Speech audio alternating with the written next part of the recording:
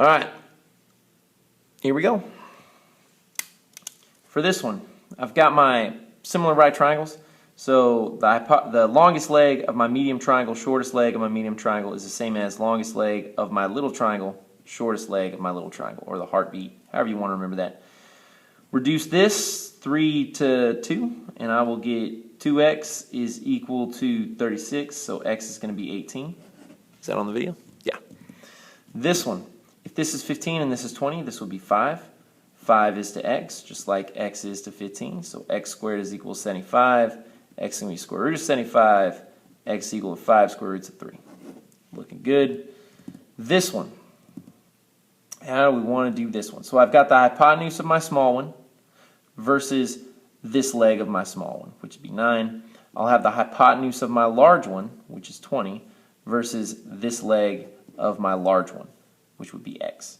That's going to give me x squared is equal to 180. I'm going to have to break this down. This is going to be 36 times 5, so 6 squares of 5. I could have done that in the old head, but I got a little anxious. Always good to check. Continuing right along. X is 8, just like 8 is to 4. X is to 8, just like 8 is to 4. This will reduce 2 to 1 and 16. 3 to x, just like x to 12. That's going to give me x squared is equal to 36, so x is 6.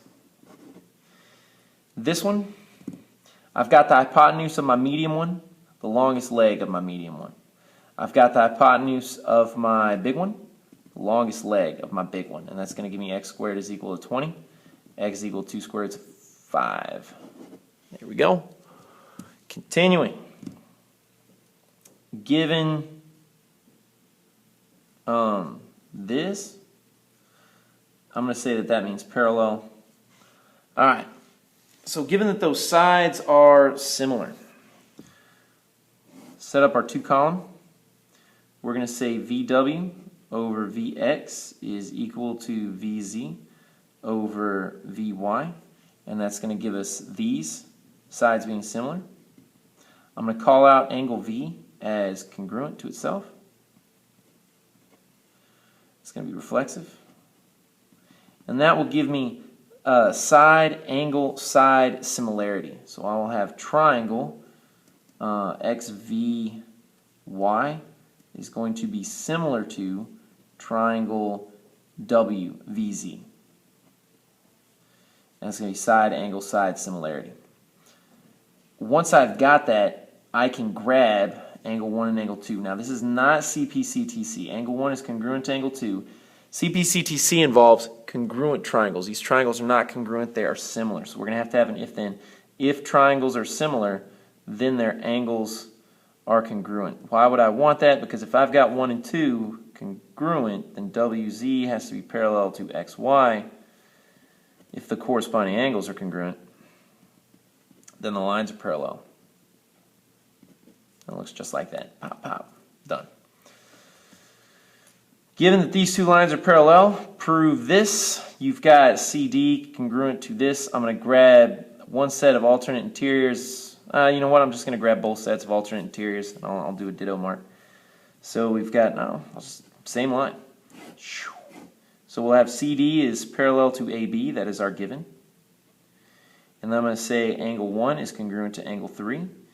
And angle 2 is congruent to angle 4. If our lines are parallel, then our alternate interiors are congruent. Right?